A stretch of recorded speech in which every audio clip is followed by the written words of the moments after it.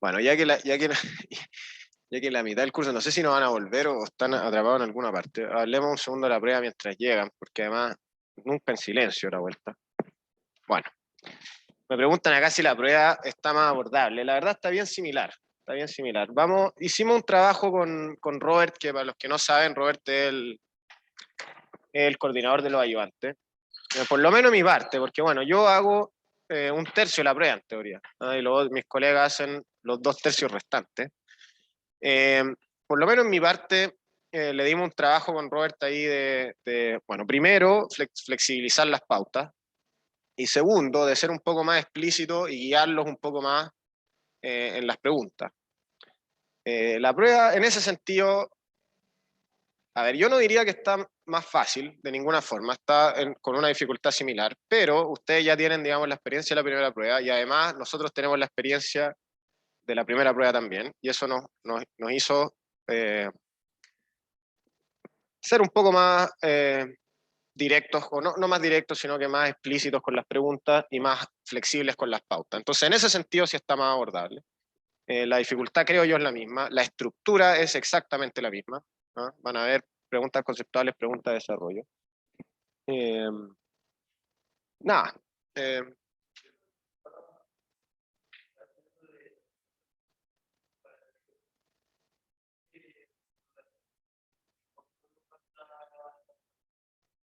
sí, sí, y eso lo anticipé. Y ellos digamos, bueno, no sé en qué quedaron, pero ellos no evaluaron oferta en la primera prueba, por lo tanto les queda ese pedazo pendiente. Pero nosotros vamos a nuestro ritmo y vamos a evaluar mercado. Ahora, no se asuste usted que la pregunta de mercado que va a haber prácticamente ya no la puedo anunciar con letras más grandes. Ya va a ser una pregunta conceptual en la cual yo le voy a pedir que explique por qué o que prediga qué va a pasar con los precios en el equilibrio después de un cambio, ¿sí? No más que eso. El resto, usted ya sabe, van a haber preguntas de desarrollo en las cuales va a tener que ensuciarse las manos y resolver el problema del consumidor. Eso es esencial. Yo ya también no sé cómo más anunciárselo. Usted, por favor, no se presente a esa prueba sin saber, eh, pero inmediatamente cómo resolver el problema del consumidor con todas las dificultades que trae, ¿no es cierto? Si es que la función es diferenciable y qué sé yo, es sencillo, usted toma las derivadas, no sé qué, chequee condiciones de esquina. Si no es diferenciable, hay solo dos casos, o bueno, pueden haber más, pero dos de los que aparecen constantemente, que son sustitutos perfectos y complementos perfectos. Si el que la función, digamos, la curva de indiferencia es recta, ya esos son los sustitutos perfectos, y la que es una especie de cuadrado en los complementos perfectos. ¿Cómo se resuelve el problema del consumidor en esos dos casos? ¿Cómo se resuelve el problema del consumidor cuando la función, qué sé yo, logaritmo más x con logaritmo de x1 más x2 cuadrado? ¿Ya? Y ahí usted puede inventar, sí, ya lo hice, Matías. Bueno, gracias. Todo eso ahí, ¿ya? Y después las preguntas conceptuales, usted ya sabe a lo que tiene que ir preparado, digamos. Yo le voy a poner un paper o un artículo o una cosa y le voy a tratar de pedir que utilice los conceptos, y es importante, utilice los conceptos que vimos en la unidad 1, perdón, en la unidad 2 y ese pedacito de la unidad 3 para analizar una situación de la vida, digamos. ¿Ya? Esas son, bueno, mis preguntas. Después mis colegas, no puedo anticiparme. Para anticipar mis colegas tendrá que ver las pruebas de años anteriores. ¿Mm? Ya. Vamos entonces. De todas maneras, la idea es que esta clase no sea tan larga. Vamos a ver cómo nos resulta. Y después, los últimos minutos, pueden hacerme todas las preguntas de la prueba. Pero bueno, está bien que hayamos empezado con eso porque estuvo lenta la vuelta. Ya, entonces la clase número 4. No sé si tiene sentido que les mencione. Ya, bueno, vamos solo porque soy un poco obsesivo, pero vamos bien rápido a ver qué fue lo que hicimos en pocas palabras en la clase número 3. ¿Ya? En la clase número 3 recordamos lo que era el excedente de la firma, introducimos lo que era el excedente de cada uno de los consumidores y luego eh, juntamos estas cosas para darnos cuenta que podíamos definir el bienestar del consumidor, perdón, el excedente del consumidor, el excedente del productor en el mercado, entonces oferta-demanda, y esta cosa simplemente la calculábamos, ¿ya? Bueno, cuando usted sabe que es el precio de equilibrio de mercado, esta es la cantidad de equilibrio de mercado, y el excedente del consumidor y el excedente del productor están dados por el área ya a la izquierda de estas cosas. Entonces la del consumidor va hasta el infinito, excedente del consumidor, y la del productor, como me preguntaban ahí, termina en esa parte. Ese era el excedente del productor. Y la última cosa que vimos es que si usted suma estas dos, le da el excedente total, o el bienestar total. Excedente total es el excedente del consumidor más el excedente del productor. ¿Ya? Además vimos que esta cosa también se podía calcular como la integral desde 0 hasta el Q de equilibrio de la demanda menos la oferta. La inversa de la demanda menos la inversa de la oferta. ¿Sí? Y qué sé yo, eso lo interpretamos como que el bienestar social venía dado por el consumo y el costo social venía dado por el costo de producción, es decir, el costo de oportunidad de utilizar los recursos, de utilizar los insumos que en nuestro curso han sido solamente capital y trabajo. Ya. Entonces vamos a ver, digamos, una cosa es decir, ya, este va a ser el excedente del consumidor, este es el excedente del productor. ¿Podemos mejorar esto? ¿Ya? Esa va a ser la pregunta. ¿Cómo podríamos mejorar esto? O sea, a uno se le pueden ocurrir distintas políticas o intervenciones del gobierno. Por ejemplo, qué sé yo, el precio parece que es muy caro. ¿Ah? Esta es la leche o son los medicamentos, y resulta que nosotros queremos bajar el precio. ¿Por qué querríamos bajar el precio? Digamos, con fines redistributivos. Queremos que todos los niños de Chile consuman leche, ¿ya? O queremos que todos los ancianos de Chile sean capaces de costear los medicamentos. Por lo tanto, por ley podríamos decir, bueno, bajemos este precio. Eso es la primera parte. Después podríamos decir, miren, ¿saben qué? Por el contrario, este precio es demasiado barato. ¿Ya? ¿Cuál podría ser un caso, para mí, aún más controversial esto, pero me toca a mí ver la materia? ¿Cuándo podría ser el precio? No sé si alguien en la casa está. Ah, Lucas. Sí, no, que tenía una pregunta, perdón, antes que esto, que en un mercado perfecto como el que estamos planteando, ¿existirían los excedentes? No, ¿verdad? En Porque un siempre estarían en el equilibrio. mercado perfecto como el que estamos viendo, ¿existirán excedentes? ¿Eso me dijo usted? Sí, existirían porque si yo voy a vender siempre en el equilibrio, en un mercado perfecto, en una situación perfecta, ¿por qué no se darían los excedentes jamás, o sí? Lucas, le va a tener que pedir. No logro entender la última parte de su pregunta. Bueno, si quiere la escribe, porque yo Sí, lo puedo leer. la voy a escribir. Pero déjeme irle contestando lo que creo que entendí. A ver, no entiendo por qué lo aproblema el hecho de que en un mercado perfectamente competitivo hayan excedentes. De hecho, vamos a ver que en el largo plazo, eso es la última clase, es decir, el próximo lunes, vamos a ver que en el largo plazo el excedente del productor es cero. No sé si está apuntando hacia allá su pregunta, pero en el largo plazo, y eso es materia de la próxima semana, vamos a ver que si usted permite libre entrada de firmas, van a seguir, mientras esto sea positivo, van a seguir entrando firmas, achicando esto hasta que sea cero. Entonces, en el equilibrio a largo plazo, el excedente del productor va a ser cero, y el precio va a estar dado por el mínimo de los costos medios. ¿Ya? Estoy adelantándome, pero he dado su pregunta. Y por lo tanto, todo el excedente de la sociedad en el largo plazo va a estar dado por el excedente del consumidor. Ahora, todo esto en un mercado extremadamente y perfectamente competitivo, ¿no es cierto? Ahora, no entiendo por qué, y si quiere eso lo escribe y lo vamos contestando, por qué usted le da problema el hecho de que haya excedente en un mercado competitivo. No veo cuál es la contraposición entre esas dos cosas. En el lado de la oferta sí lo está, en el largo plazo, pero en el lado de la demanda, no sé a dónde apuntaba. Bueno, le doy tiempo ahí para que lo escriba mientras vamos avanzando. Yo le hablaba entonces de que usted querría cambiar los precios, ya sea bajar el precio de la leche o de los medicamentos, o quizás quisiera subir el precio, ¿ya? El precio, por ejemplo, del trabajo. ¿Ya? El salario mínimo es una política en la cual artificialmente se sube o deliberadamente se sube el precio del salario, en este caso, por sobre el precio de equilibrio. ¿Ya? ¿Y por qué querría usted hacer eso? Bueno, ahí hay toda una serie de respuestas que quizás la va a ver en macro, ¿ya? Pero vamos a poder usar esto para analizar muy parcialmente esa problemática.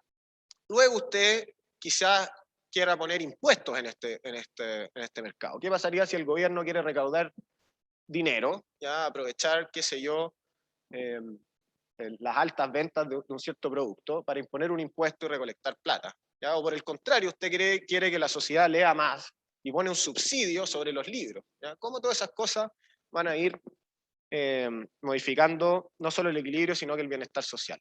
¿Ya? La conclusión que se le adelanto es que todas estas cosas van a generar ineficiencia. ¿Ya? De nuevo, todo esto desde los lentes de este modelo de juguete. Bueno, vamos en orden entonces. La pregunta que queríamos hacer es, y que estuve discutiendo, es ¿qué sucede con dos cosas? Con el equilibrio, recuerda que estoy resumiendo, abreviando equilibrio como EQ punto, ¿sí? Y el bienestar.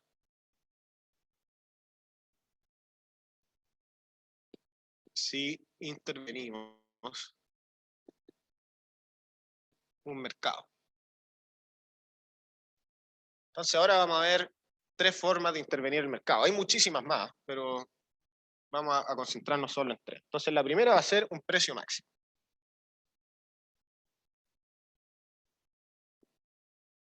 De nuevo, hay varias formas de imponer un precio máximo, ¿ya? Una es por ley, y esa es la que nos vamos a fijar.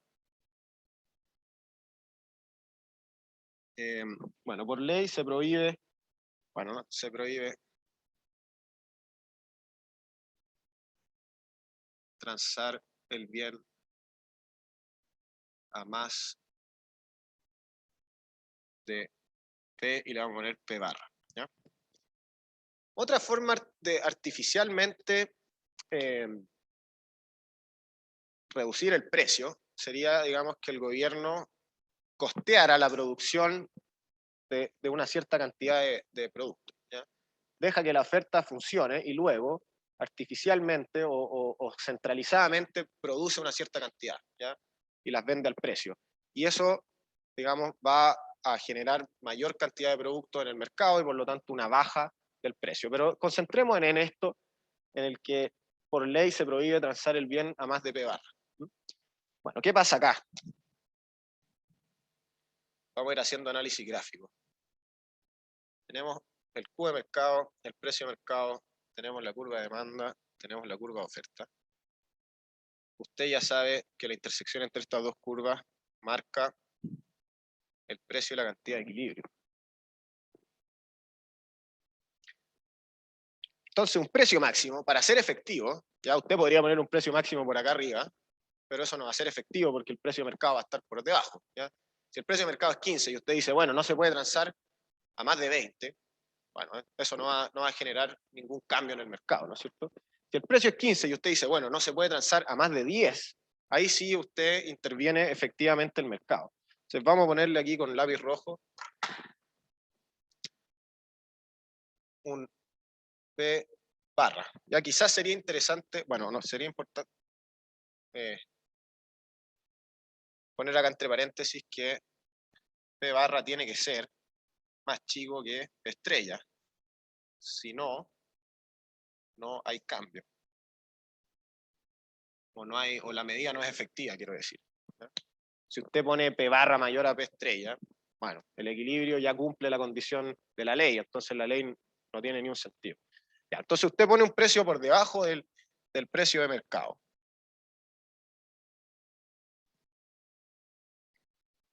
Usted extiende esta recta, ¿ya? ¿Y qué es lo que está pasando? Es lo que veíamos hace, bueno, ya 2 semanas, pero en realidad es la semana de clase anterior nada más. Aquí, ¿ya? A este precio tan bajo, solamente unos pocos productores, le vamos a poner QO, están dispuestos a producir. ¿Sí? El precio es tan bajo que en realidad ya muchos productores de leche van a dejar de producir leche, van a empezar a producir queso, qué sé yo, van a vender las vacas y van a comprar pollos, no sé. ¿Ya?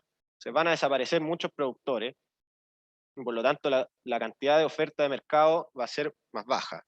Sin embargo, a ese precio tan bajo, ahora mucha gente va a querer consumir este producto. Bueno, entonces la primera cosa que va a pasar es que va a haber escasez. Ya, y este es el terror. Bueno,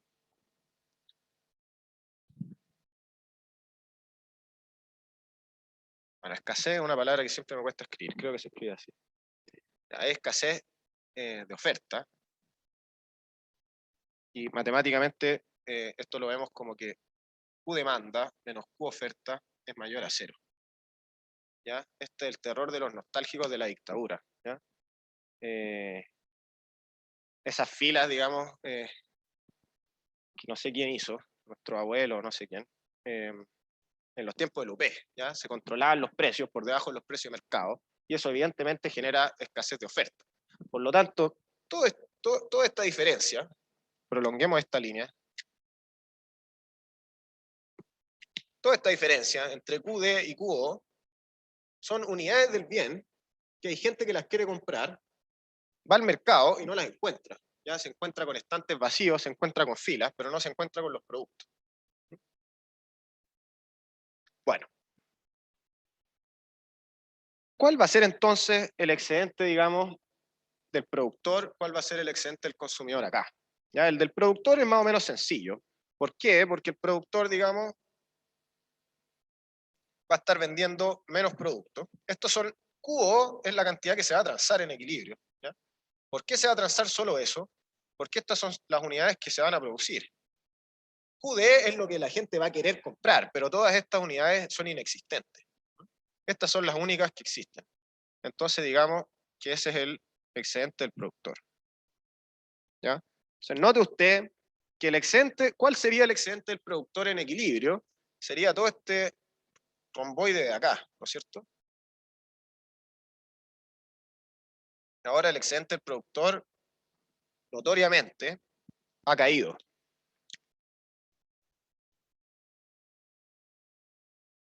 ¿Sí?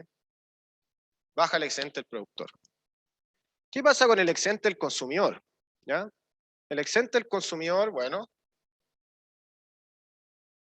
es todo este pedazo, pero sigue hasta abajo. ¿Sí? O sea, todas estas unidades se consumen, estas se quieren pero no se consumen, y el precio que se paga es este de acá abajo. Por lo tanto, es todo este, de nuevo, especie de romboide. ¿Sí? ¿Cuál era antes el excedente del consumidor? El excedente del consumidor era este triángulo. Entonces, se pierde este triángulo, pero se gana este cuadrado. Por lo tanto, el excedente del consumidor, bueno, tiene un efecto ambiguo. Bueno, ahora hay otra cosa que a algunos profesores les gusta remarcar, que sorpresivamente no estaba en las diapositivas y por eso no lo voy a ver. Pero fíjese qué pasa con que aquí hay un sinfín de gente que quiere el producto y no lo consigue, ¿no es cierto? Esto va a generar filas, ¿ya? O va a generar una especie de mercado negro por adquirir este producto, ¿ya? Por lo tanto, si esta es la disposición a pagar, ya pongámosle P gorro, el P gorro es la disposición a pagar de todos estos sujetos van a estar dispuestos a disipar, que es la palabra más técnica, todas estas rentas para poder ser ellos los que adquieren el producto y no los que están por acá. ¿Ya? Esto se los discuto nomás, pero digamos, no es materia oficial, pero todo este cuadrado, en ciertas situaciones, se va a disipar. ¿Ya? Porque digamos, este excedente, la gente lo va a gastar en tiempo en la fila, o lo va a gastar pagándole a alguien más para que haga la fila por ellos. ¿Ya? Entonces, ahí se puede discutir, y hay muchos economistas que estarían de acuerdo en decir que en realidad este cuadrado se pierde. O sea, el excedente del consumidor, si uno incorpora este efecto secundario de las filas, sería solo esto, y todo esto se disipa. Una forma de no disipar esto es hacer una lotería. ¿Ya? Si usted hace una lotería y, qué sé yo, asigna las cosas con root, bueno, ahí eso no se disipa. En fin, esa es una discusión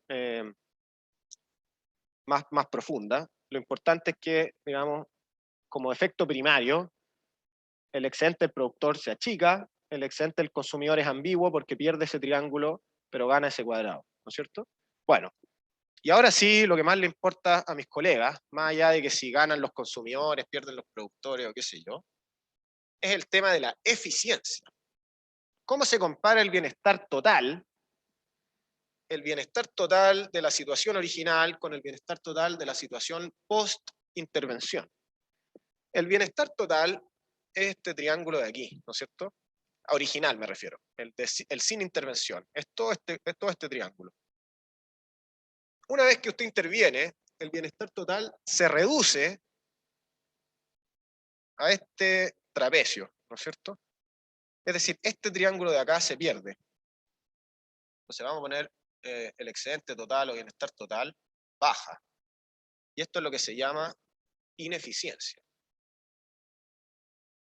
Bueno, sigo poniendo, estoy traumado, pero bueno, ineficiencia. ¿Ya? Y la ineficiencia, se me acaban los colores, yo creo que tengo naranjo acá, es esto de acá. En algunos libros ustedes lo van a leer como pérdida de peso muerto. La pérdida de peso muerto, y se llama así porque es una traducción literal de dead weight loss. Pérdida de peso muerto, vamos a llamar nosotros ineficiencia.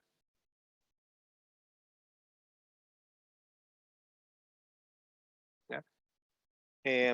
¿Y qué es la ineficiencia? Es la integral, ¿ya?, entre Q0 y Q estrella de la diferencia entre la demanda y la oferta. Cuenta.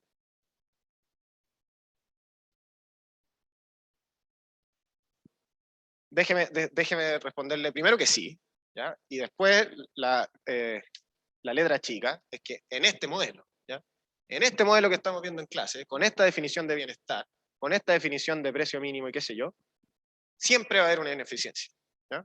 Ahora, ¿de dónde viene? Y esta es la segunda pregunta, ¿de dónde viene esta ineficiencia? ¿Ya? Lo mismo cuando preguntábamos, ¿de dónde viene el bienestar? Yo le decía el consumo, ¿de dónde vienen los costos de la producción? ¿De dónde viene la ineficiencia? La ineficiencia viene de que hay todo un segmento de consumidores que están dispuestos a pagar el costo social, pero no tienen acceso al bien.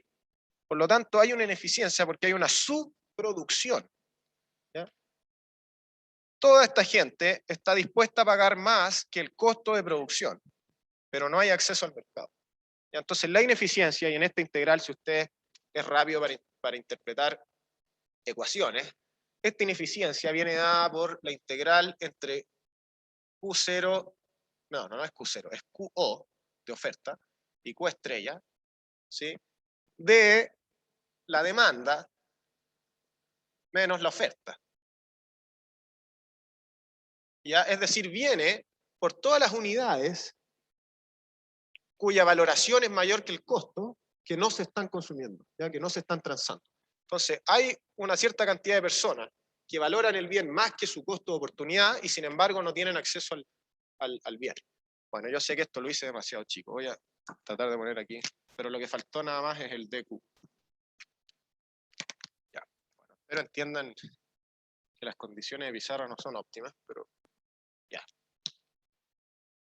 Entonces, este triángulo de acá, que es la integral entre la diferencia de la demanda y la oferta entre el Q ofertado y el Q óptimo, está dada de nuevo, lo voy a repetir, por una subproducción, o sea, una producción por debajo de lo óptimo. Hay gente que está dispuesta a pagar más que el costo de producción y sin embargo no tienen acceso al bien, ¿ya?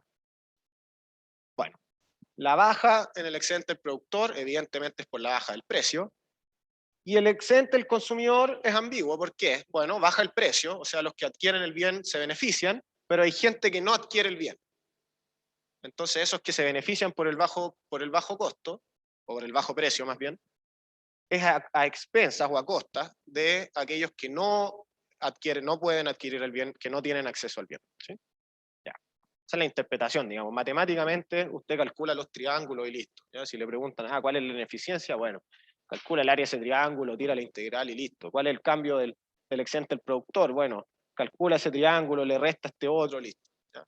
Pero, digamos, interpretativamente, Es lo que estuvimos discutiendo. Ya. Vamos entonces ahora a la parte B. Segunda política que se le ocurre ahí a algún político que sea. Profe, una pregunta. Cuando hay un bien tan transable como por ejemplo el alcohol en la ley seca en Estados Unidos, ¿qué pasaría con el mercado en ese caso de ese bien? ¿Podría repetir el que escuché algo de... Entendí toda la pregunta menos el ejemplo. Dijo algo de un bien en Estados Unidos, que no entendí muy bien. Sí, el ejemplo cuando ocurrió la ley seca. ¿Qué ocurre en ese caso con el mercado? Siendo algo como La que ley es seca, muy demandado y se prohíbe. bueno, si la entendí bien, la ley seca es un caso, no es un caso particular del precio máximo, porque es una medida más extrema en la cual se prohíbe un mercado. ¿Ya? O sea, usted prohíbe absolutamente que ocurra la venta o la producción de alcoholes, ¿no es cierto? Si lo entiendo bien. Por lo tanto, la ineficiencia que usted genera, de nuevo, únicamente en este modelo, es que pierde todo el excedente total. ¿Sí? Pierde todo el excedente total. Ahora usted, y bueno, eso lo podremos discutir la próxima semana, tiene toda una serie de razones para prohibir el mercado que escapan del consumo. ¿Sí? O sea, usted tiene externalidades en la salud, ¿sí? O sea, usted va a tener que cubrir ahí todos los trasplantes de hígado y la cirrosis y qué sé yo, que van a generar un costo social en salud. ¿Sí? Usted, qué sé yo, va a generar adicción, entonces va a tener que además costear tratamientos psicológicos, etcétera, etcétera. Ya hay toda una serie de costos que usted, podemos discutir si fue una buena o una mala política, esa es otra discusión, pero hay toda una serie de razones que escapan a este modelo que podrían justificar la intervención o la completa desaparición de un mercado. Eso por un lado. Ahora, por otro lado, es que desgraciadamente, en esta economía de mercado en que vivimos, el hecho de que usted desaparezca un mercado no hace desaparecer los incentivos. ¿Ya? O sea, si usted prohíbe un mercado, la gente va a seguir valorando el producto de la misma forma y los costos de producción quizás van a aumentar, ya porque ahora va a ser ilegal y usted va a tener que, qué sé yo, arriesgar cárcel o va a tener que encontrar un sucucho, qué sé yo, bajo tierra para poder producir los alcoholes. Va a aumentar los costos de producción, eso sin duda, pero no va a desaparecer todos estos borrachos que quieren comprar alcohol. Entonces, la consecuencia es que van a estar todos los incentivos para adquirir y producir el producto a pesar de la ley. ¿Ya? Y esto usted lo sabe, digamos, en todo tipo de mercado de drogas, que a pesar de que están prohibidas, el consumo y la producción sigue existiendo. ¿Ya? Y eso es lo que se conoce como mercado negro. Es un mercado que, dado los incentivos económicos, los gustos, los ingresos, los precios, los costos de producción, ya siguen existiendo. No sé si para allá apuntaba su pregunta. No sé. Bueno. Sí, quedó claro. Ya, excelente. Lo único que es importante es que eso de la ley seca es algo más extremo que el precio máximo. Ya no es poner un precio máximo, sino que simplemente erradicar o prohibir el mercado en sí mismo. Y de nuevo, eso existe, por ejemplo, en el mercado de, qué sé yo, la metanfetamina o qué sé yo, ya, la cocaína. ¿No? Está prohibido el mercado y sin embargo existe, como mercado negro. Bueno, precio mínimo entonces.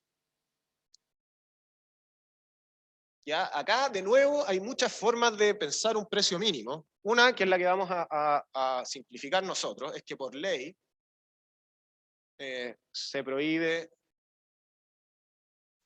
transar a menos de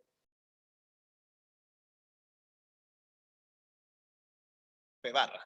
¿Ya? Y aquí tiene que pasar exactamente lo contrario. P barra tiene que ser mayor a P estrella, si no, no tiene ni un sentido la ley. El ejemplo más concreto de esto, que este modelo, en mi opinión, se queda muy corto, pero un ejemplo concreto de esto es el salario mínimo. Ya usted prohíbe que se contraten trabajadores a menos de, no me sé el número, pero algo así como 400.000 pesos, me imagino. 380 o algo así, qué sé yo. Ya. Se prohíbe hacer eso. Y esto sigue ocurriendo. ¿Ya? Usted puede contratar a alguien por 1.000 pesos, no hacerle el contrato y qué sé yo. ¿Ya? Pero por lo menos en términos legales, eso está prohibido. Otras formas de pensar precios mínimos, que es lo que se hace, por ejemplo, con el maíz en Estados Unidos, es que el gobierno, para subir artificialmente el precio, compra maíz. ¿Ya? Entonces, artificialmente expande la función de demanda. Ya si la demanda es esta, bueno, el gobierno compra más, la expande, y eso hace que artificialmente suba el precio. Bueno, pero eso es otro análisis de bienestar. El bienestar que vamos a ver ahora es este de acá. Ya. Entonces dibujamos el mismo gráfico que hemos estado viendo, con cantidad y precio, oferta, demanda. Ya usted sabe que ahí es el precio de equilibrio, aquí es la cantidad de equilibrio. Y usted dice, bueno, en mi país no se contratan trabajadores por menos de P barra.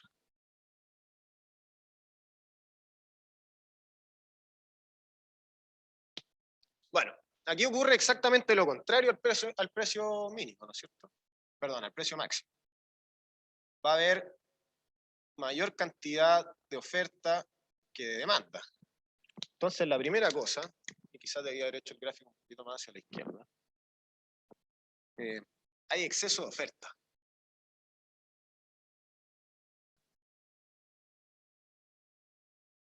Y esto matemáticamente es que QO menos QD es mayor a 0. ¿Ya? Y esto es el mercado del trabajo, aunque se puede discutir si efectivamente esto no, es el desempleo. ¿Ya? Hay más oferta de trabajo que demanda por trabajo. Es decir, hay más gente que está ofreciendo su trabajo, no se confunda con el lenguaje. Hay más gente que está ofreciendo su trabajo, es decir, buscando empleo, que gente que está buscando trabajo o buscando fuerza laboral, me refiero, es decir, contratando. Si hay más personas que ofrecen que empresas contratando, ¿ya? Va a haber un exceso de oferta y por lo tanto desempleo. Esa es la primera cosa que va a pasar utilizando este modelo. ¿No? Hay otras razones estructurales de por qué hay desempleo. Los marxistas tienen ahí una teoría, los keynesianistas tienen otra teoría. ¿Ya?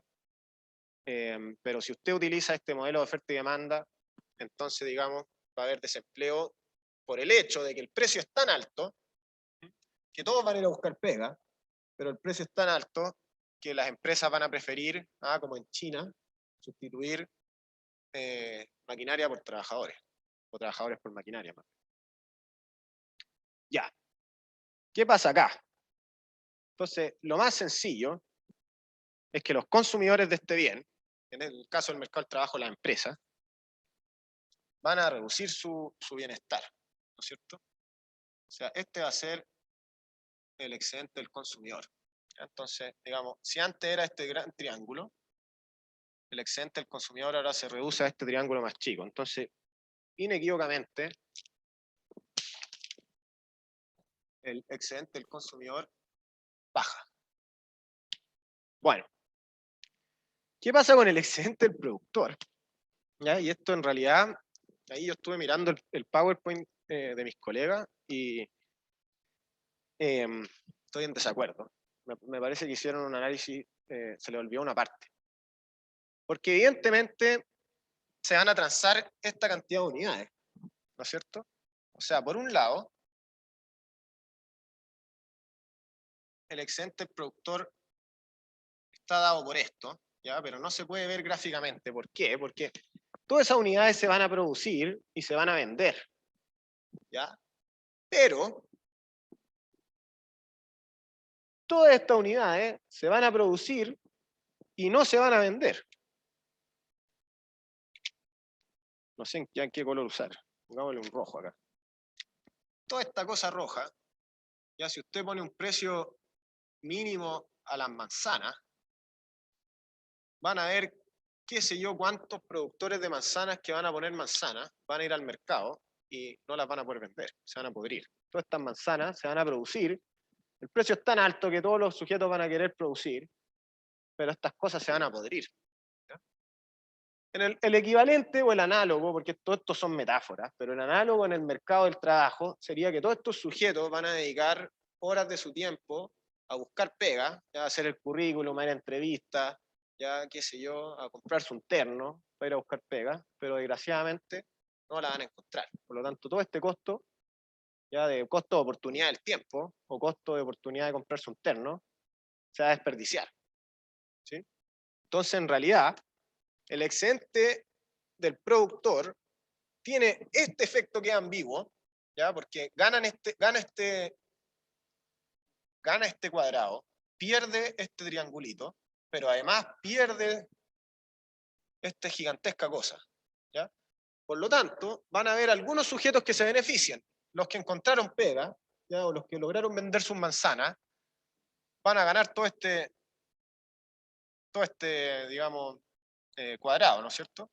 Sin embargo, los que se quedaron desempleados o los que no pudieron vender su manzana van a perder toda esta gigantez más este triángulo de ahí, ¿sí? Entonces, sigue siendo ambiguo, matemáticamente esto sigue siendo ambiguo. Piensa usted que si esto es muy pequeño y esto es muy grande, el excedente del productor va a aumentar. Entonces, vamos a decir que el excedente del productor matemáticamente sigue siendo ambiguo, ¿ya? Pero hay dos efectos. Ganan, digamos, gana este cuadrado, digamos, pero además pierde toda esta cosa roja y además pierde el triángulo de la ineficiencia, ese triángulo de ahí. Ya. Sí. ¿Perdón?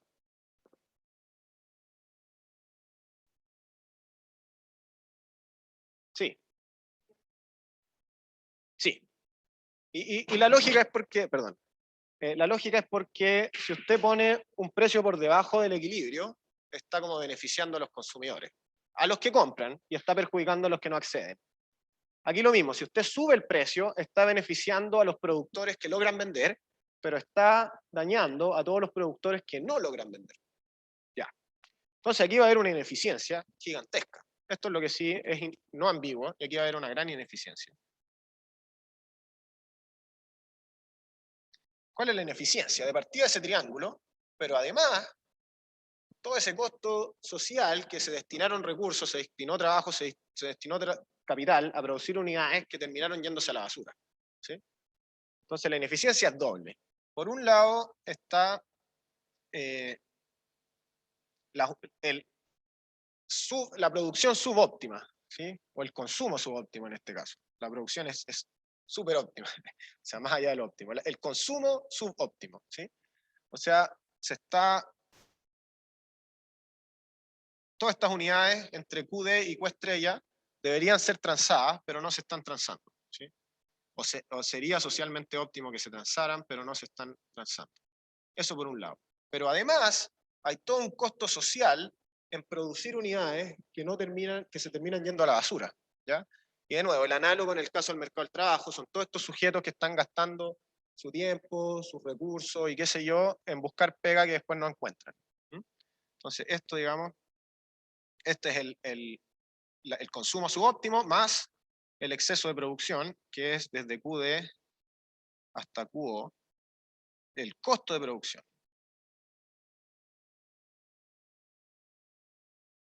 ¿Ya? Entonces, si quiere usted, esto de acá es esta figura roja, y bueno, pintémoslo naranjo, no lo he pintado. Este triángulo naranjo de acá. Eso también es ineficiencia. Y esto de acá también es ineficiencia. Eso de ahí. Bueno, estoy rayando mucho la pizarra, pero este es el triángulo. El cuadrado. Y este triángulo es el de acá, ya, que es naranjo. Bueno, ahí está. Cuéntame.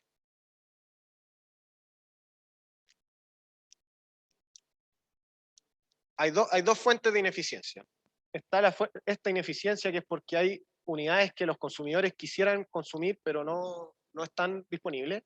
Y después hay una segunda ineficiencia, que es gigantesca, que tiene que ver con todas estas unidades que se están produciendo y no se están consumiendo. Ahora, lo que pasa es que de la primera ineficiencia, del subconsumo, hay dos partes. Una que es pérdida del consumidor y otra que es pérdida del productor, ¿sí? O sea, del triángulo grande, bueno, no es grande, pero de este triángulo, qué sé yo, isósceles, no sé qué, hay un triángulo rectángulo arriba y un triángulo rectángulo abajo. Este de arriba lo pierde el consumidor y este de abajo lo pierde el productor, y por eso lo tengo puesto acá. ese triangulito de ahí, bueno, no quiero seguir tirando más líneas, pero este triangulito de aquí es eso de ahí, esto de acá. 4. Ya. Porque eso lo pierde el productor.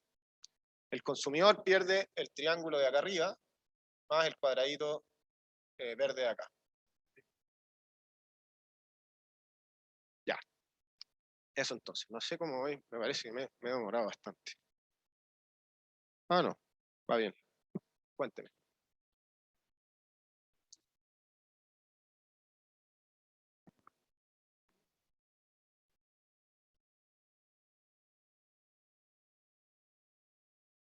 ¿Sí? ¿Por qué tiene... ¿Por qué en el precio mínimo hay dos Q? Eso, mira, el primer Q es el Q de la demanda, ¿sí? Piensa usted si el salario tiene que ser 1 millón de pesos, eso es lo mínimo. Entonces, no todas las empresas van a querer contratar sujetos, ¿ya? O si una empresa antes contrataba, qué sé yo, 3 funcionarios del aseo, ahora con 1 millón va a contratar solo 1, ¿ya? Entonces, el Q de se va a desplazar hacia la izquierda. El precio es tan alto que los consumidores van a demandar pocas unidades. Sin embargo, el precio es tan alto que los productores van a querer producir mucho. ¿Sí? Si el salario mínimo es 1 millón de pesos, mucha gente va a querer buscar trabajo. ¿Sí? Pero muy pocas empresas van a querer contratar trabajadores. Esa es la lógica, ¿no? Es el punto en el que P barra choca con las curvas. O sea, si es que usted quiere, lo ponemos matemáticamente ahí, lo que yo llamo QD, matemáticamente en realidad es la función, la Q de demanda evaluada en P barra. Y el QO es la función de oferta evaluada en P barra. Y como este precio es mayor al de equilibrio, va a ser necesariamente, como P barra es mayor al precio de equilibrio, necesariamente QD de P barra va a ser más chico que QO de P barra. Eso es todo. ¿Sí? Si usted pone un precio por arriba, lo que va a pasar es que la demanda va a estar a la izquierda de la de equilibrio y la oferta va a estar a la derecha. Y es exactamente lo inverso que ocurre con el precio máximo. Si usted pone un precio P barra por debajo de P estrella, va a tener a la oferta a la izquierda del equilibrio y la demanda a la derecha del equilibrio. ¿Sí? Ya, excelente. Bueno, vamos a ver los impuestos entonces. Esta es la última. Vamos a ver qué pasa si uno pone un impuesto en el mercado.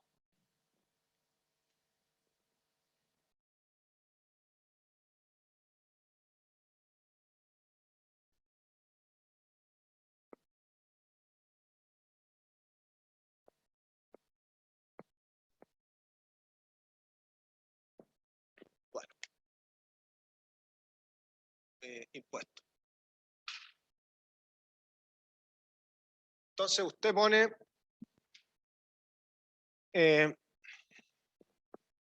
bueno, esta es la palabra, no sé si la han escuchado, pero la palabra más técnica que es gravar con B corta, que significa poner un impuesto.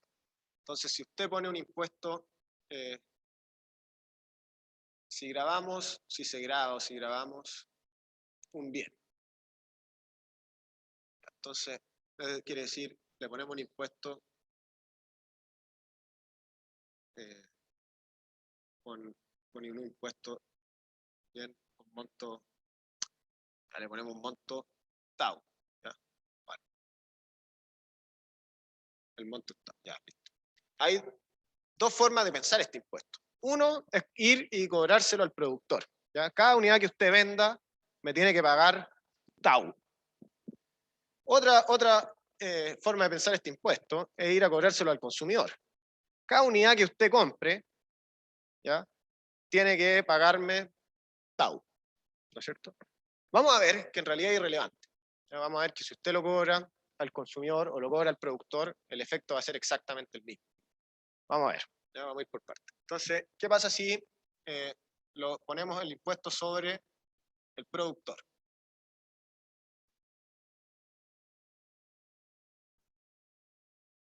grabamos con B corta, que es la que estás hablando, que era la palabra, bueno, no es necesario ponerlo, pero grabamos significa poner un impuesto. ¿Sí? Grabamos un bien, es decir, ponemos un impuesto sobre el bien. Vamos a ahorrar esto, vaya esa palabra.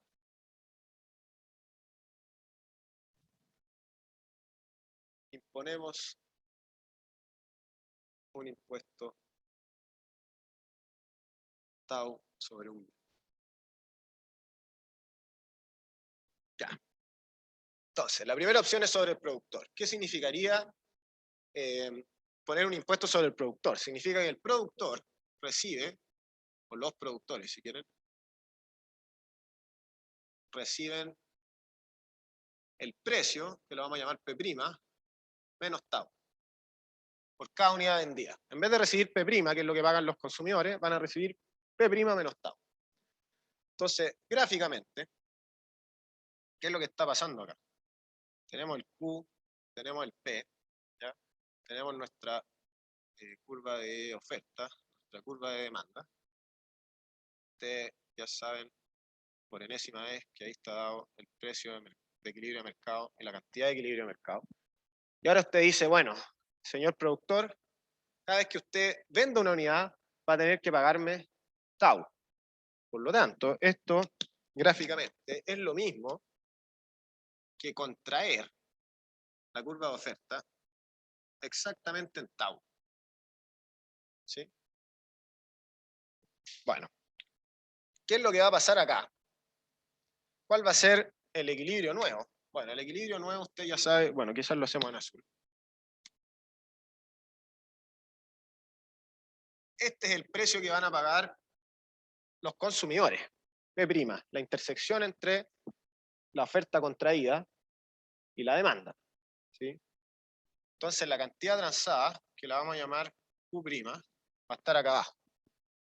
Sin embargo, los productores van a recibir solamente P' menos tau.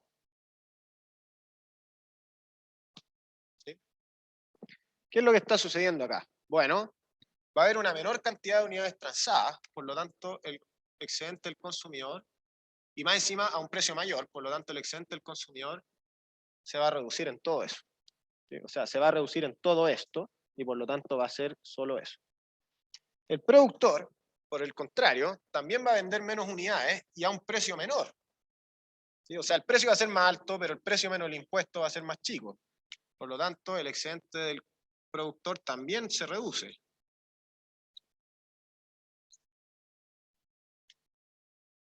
¿Ya? Entonces vamos anotando todo lo que hemos hecho. Entonces, el excedente del consumidor cae. El excedente del productor cae. Bueno. ¿Qué pasa? ¿Cuál es el beneficio de esta cosa? Cuando uno pone un impuesto, el gobierno recauda dinero. ¿Cuánto recauda? Y lo vamos a hacer primero matemáticamente y después lo vamos a hacer gráficamente. El gobierno recauda...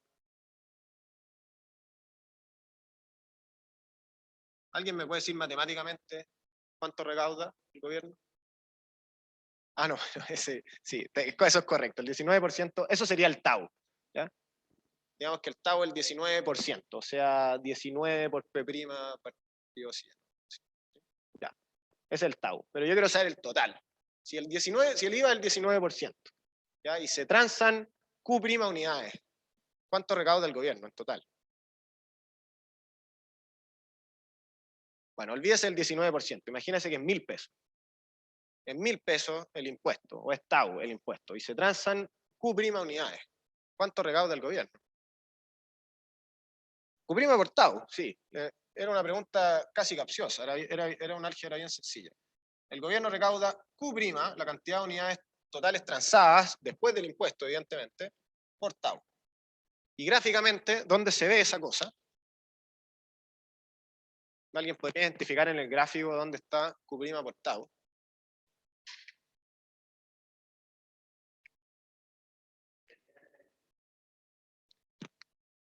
Bueno, aquí está Q'. ¿Ya? ¿Y dónde está tau? Es el cuadrado. Exactamente. ¿Sí? Entre P' y P' menos tau, esta es la altura tau, y el ancho es Q', por lo tanto el gobierno recauda, en particular le extrae a los consumidores y a los productores, toda esta cosa de acá.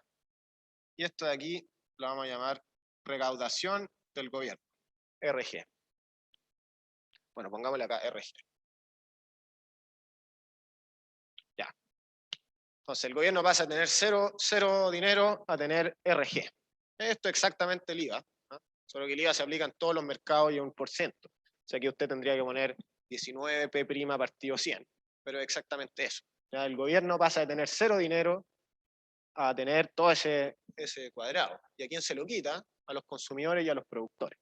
¿Ya? Y ahora, por último, esto también genera una ineficiencia, y es la ineficiencia que hemos estado viendo en todos los ejemplos. ¿Sí? Este triangulito de acá, y ese triángulo de ahí, que es la ineficiencia, está dada de nuevo por la subproducción o por el subconsumo del bien. ¿Sí? Entonces hay una ineficiencia. Voy a poner solo, bueno, le voy a poner INEF, que es igual, de nuevo, a la integral entre Q' y Q estrella de la demanda menos la oferta de Q. Ya.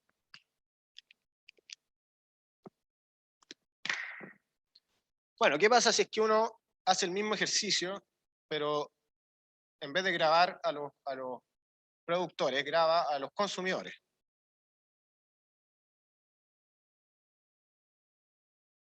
Entonces, ¿qué significa esto? Que los consumidores pagan el precio de mercado, P' más tau. ¿Ya? Y esto es, por ejemplo, si usted va a Estados Unidos. Ya, esto es en Chile. En Chile uno paga el 19% y no tiene idea. Un impuesto silenciosísimo. No tiene idea que está pagando el 19%. Si usted va a Estados Unidos... ¿Ah? Eso. Es la misma cosa, como vamos a ver, vamos a concluir que es la misma cosa. Psicológicamente no lo es. Ya aquí uno no tiene idea. Uno va a Estados Unidos, qué sé yo, se compra una hamburguesa y sale 9,99, uno saca el billete de $10 y no le alcanza. Y resulta que era 10 con 18. Y tiene que ponerse a buscar las monedas. ¿Ah? Sí, a los turistas les devuelven el impuesto. Hay que hacer unos trámites ahí y unas cosas, pero sí, bueno. Claro, si usted vive ahí ya está acostumbrado a que todo lo que salga le tiene que sumar. En Nueva York era un 8,75. Y ese es uno de los impuestos, creo que es el impuesto más alto. ¿Ah? Compare usted 8,75 con 19%. ¿Ya?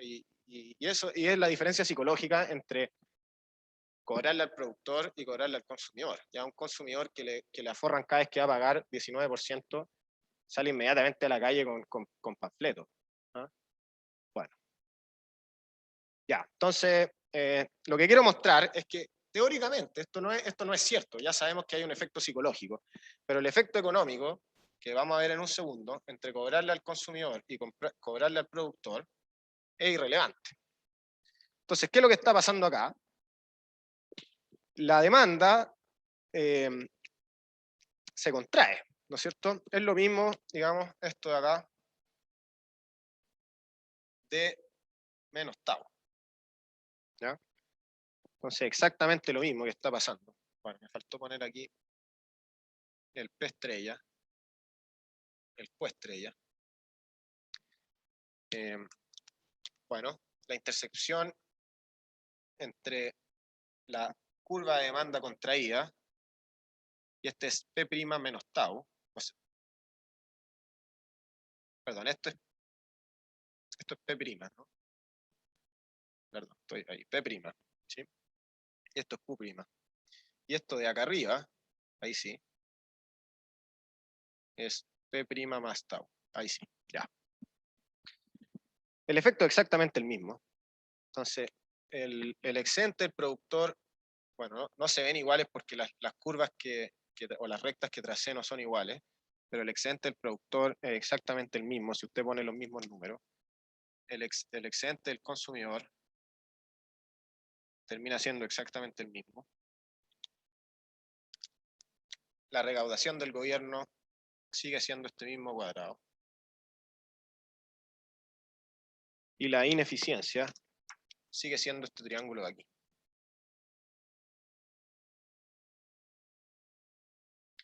Vamos a poner resumidamente que exactamente los mismos efectos.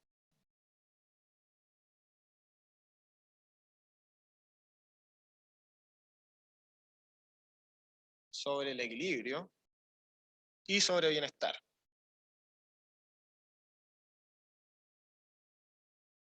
Ya exactamente la misma cantidad de equilibrio. Los consumidores pagan exactamente el mismo precio. Los productores reciben exactamente el mismo precio. ¿Ya? El gobierno recauda lo mismo. El excedente del productor es el mismo. El excedente del consumidor es exactamente el mismo. ¿Ya? Y en realidad lo único que importa es que ese triángulo tiene altura tau. Ese triángulo tiene altura tau. Entonces usted busca, se pone aquí y empieza a avanzar, avanzar, avanzar hasta que llega tau. Y ese va a ser el final. ¿Ya?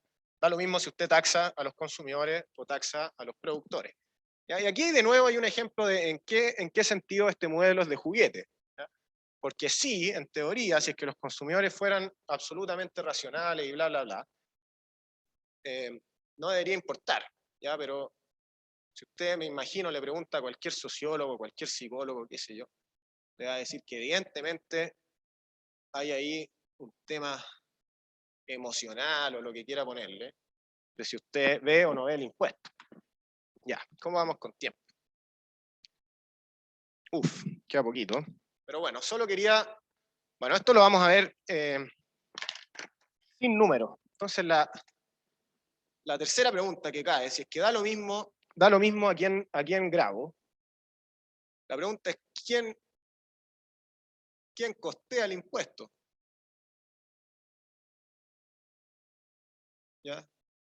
Si no es a quién se lo cobro, ¿ya? Eso no determina quién lo paga en términos económicos. ¿Qué determina quién costea? Es decir, quién sufre los costos económicos del impuesto. Ya quizás podríamos refrasear esa pregunta de una forma más correcta. ¿Quién sufre los costos económicos del impuesto? Ya, y de nuevo aquí esta contraposición entre los costos financieros, quién sufre los costos financieros y quién sufre los costos económicos. Ya, aquí tiene que ver con excedente, quién pierde más excedente o quién paga la cosa. ¿Ya? Y para un economista quién paga da lo mismo, sino que lo que importa es quién sufre los costos económicos. Y aquí la lección, que no la vamos a hacer con números, voy a tirar unos gráficos nomás, depende de la elasticidad relativa.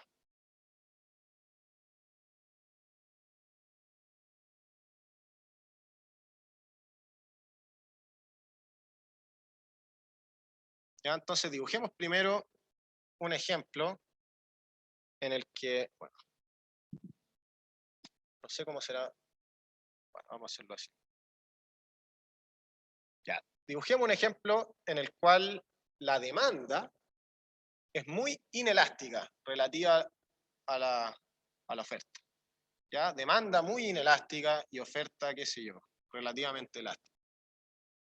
Entonces esto es demanda inelástica.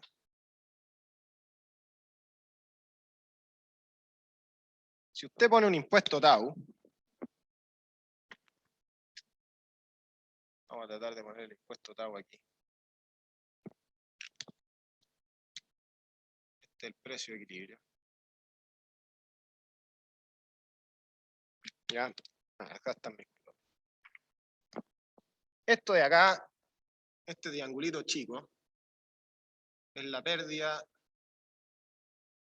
del productor. Y este triangulito bastante más grande es la pérdida del consumidor.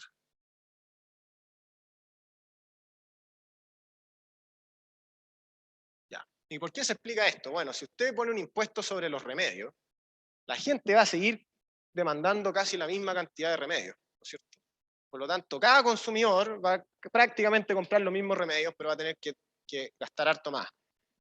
Los productores van a perder re poco, porque van a ser pocas las unidades que van a dejar de vender. ¿Sí?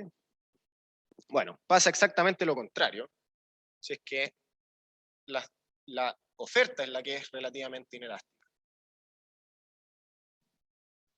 Entonces, hagámoslo al revés ahora. La oferta es muy inelástica y la demanda es bastante elástica.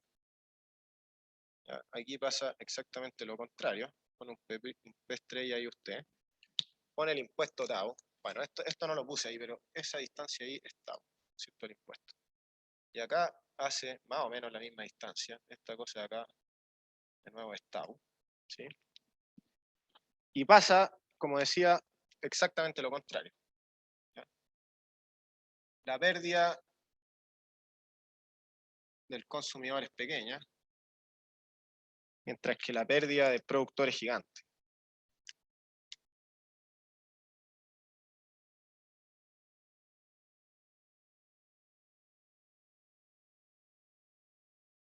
¿Ya?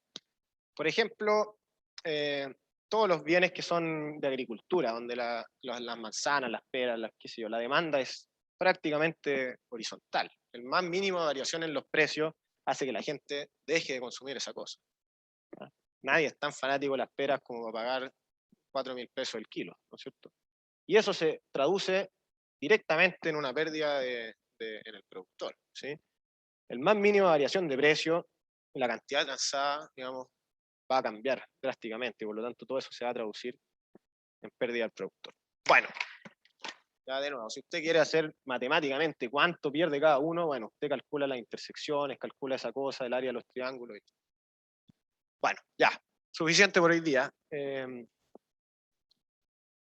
Bueno, no es tanto lo que alcanzamos a dedicarle, pero 7 minutos, obviamente a responder preguntas que queden de esto, pero también preguntas que ya respondí un poco al principio de esta clase, de la prueba. No sé si alguien quiere...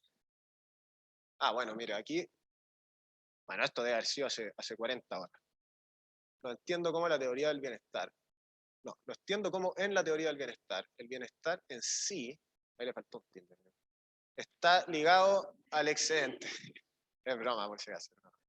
Ligado al excedente. Cuando en un mercado perfecto siempre vamos a estar en equilibrio. Entonces no hay bienestar para el consumidor. No entiendo cómo en la teoría del bienestar sí está ligado al excedente. Bueno, a ver, de partida, déjeme corregirle cuando usted habla de perfecto.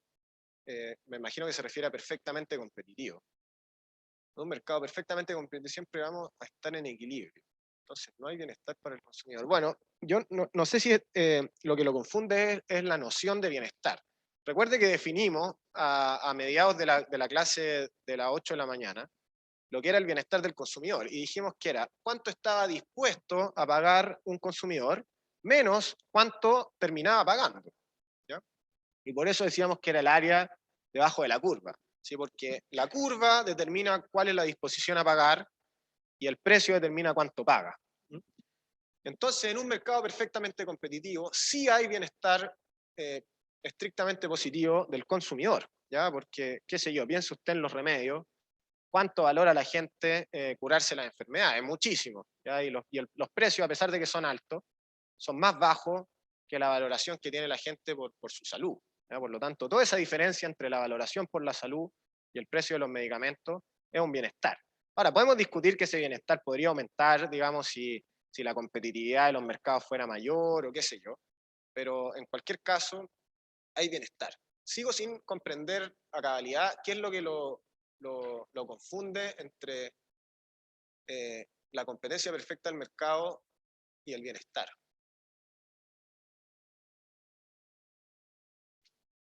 Está ligado al éxito. Bueno, vamos a dejar que piense Lucas. Sí, es que está, parece que... Ah, no sé. Bueno, sí, ahí lo vi. No sé cómo explicarlo por acá. Bueno, la próxima clase le pregunto. Bueno, puede también atender ahí a horario de oficina y lo discutimos en más detalle. Ay, sí, no le puse. Esto es... Bueno, es que es dos formas de decir lo mismo. Usted puede decir demanda... Lo que pasa es que aquí me comí una palabra relativamente elástica. ¿Ya? O que es lo mismo decir oferta relativamente inelástica. ¿Ya? Y cuando digo relativamente es porque estamos comparando demanda con oferta. Ya puede que las dos sean inelásticas, pero una es mucho más inelástica que la otra, por decir una cosa. ¿Ya? Entonces esto, demanda inelástica o demanda elástica, es similar a decir oferta relativamente inelástica y oferta relativamente elástica. ¿Ya? Comparando cuál es más elástica, cuál es más inelástica que la otra. Ya. Bueno, como siempre me queda un rato, pero damos la clase por terminada y nada, mucha suerte para el jueves. No sé ya qué más decirles. Por favor, aprendan a resolver el problema del consumidor.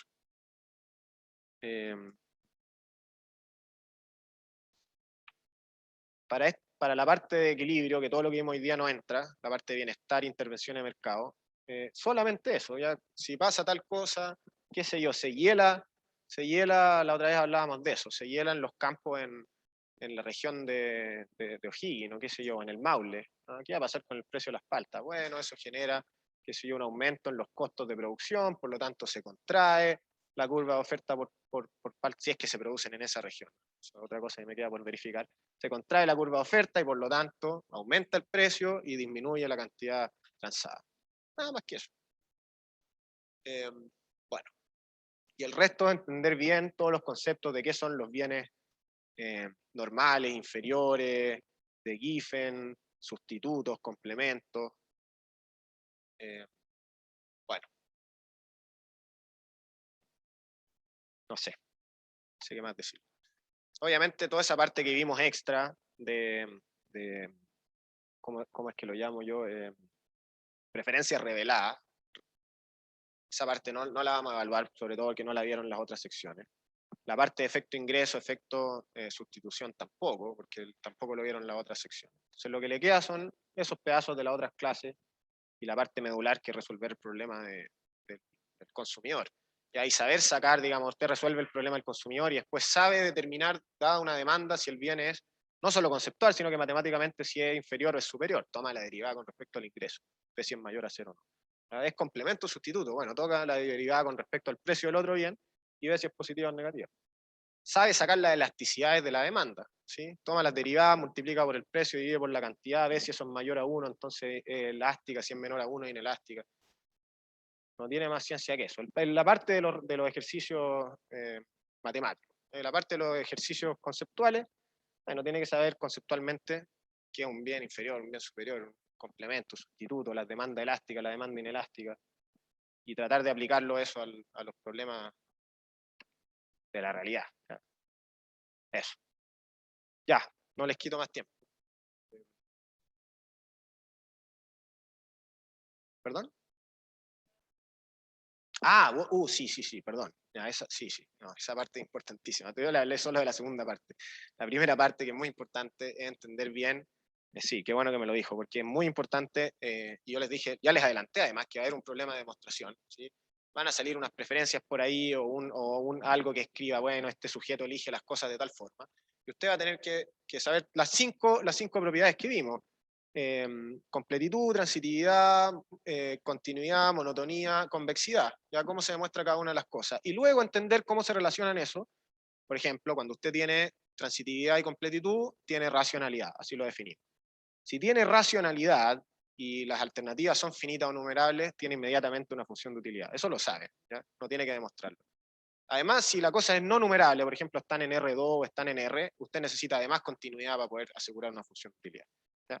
Y también saberse las contas recíprocas. ¿Ya? Si es que la cosa está representada por una función de utilidad, entonces necesariamente esto es completo y es transitiva, las preferencias. ¿Ya? Eso es todo. No digo que sea fácil, pero la materia, digamos, en extensión no es tanta. Ya, sí, menos mal me recordó de toda la mitad importante de la prueba. Eso. Bueno, suerte, nos vemos la próxima semana. Ya, bueno, igual nos vemos.